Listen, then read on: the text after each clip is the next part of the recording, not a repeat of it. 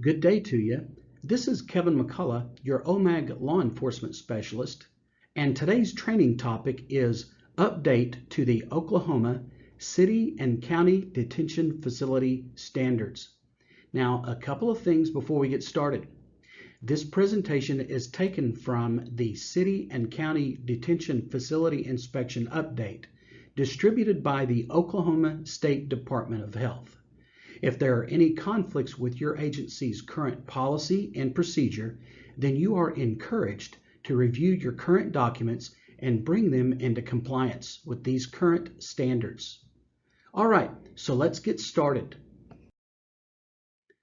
Oklahoma statutes task the Oklahoma State Department of Health to regulate city and county detention facilities.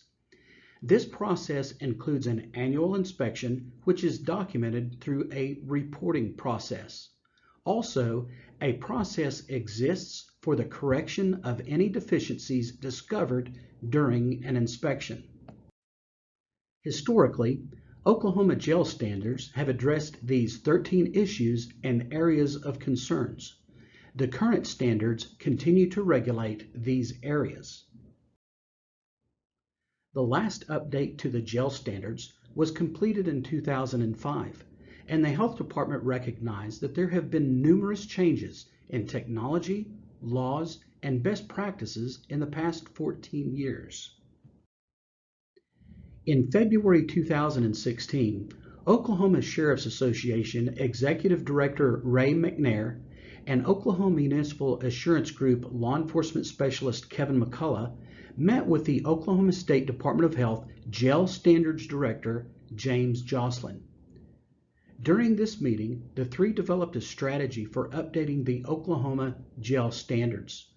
Over 18 months, various jail administrators and stakeholders met to discuss needed revisions. These administrators and stakeholders came from the Oklahoma Sheriff's Association, Oklahoma Detention Facilities, the Oklahoma Juvenile Authority, the Oklahoma Municipal Assurance Group, and correctional health care providers. Here you can see the members of the work group that met over that 18-month period of time with the goal of updating the jail standards.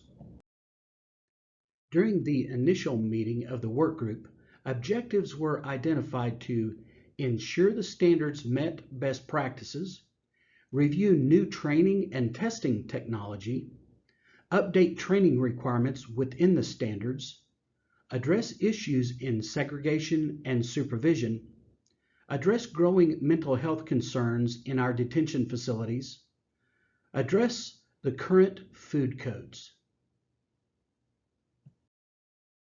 In order to update Oklahoma jail standards, there were legislative changes that needed to be addressed.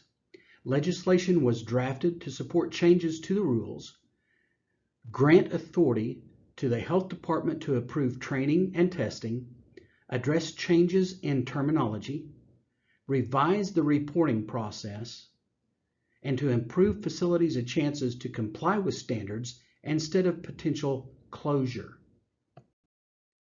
These are the major changes within the jail standards that have been addressed in the update. Few changes were made to the general provisions and lockup facility standards and standards regulating facilities that hold juveniles. The majority of changes were made to the larger portion of the standards which regulate jail facilities.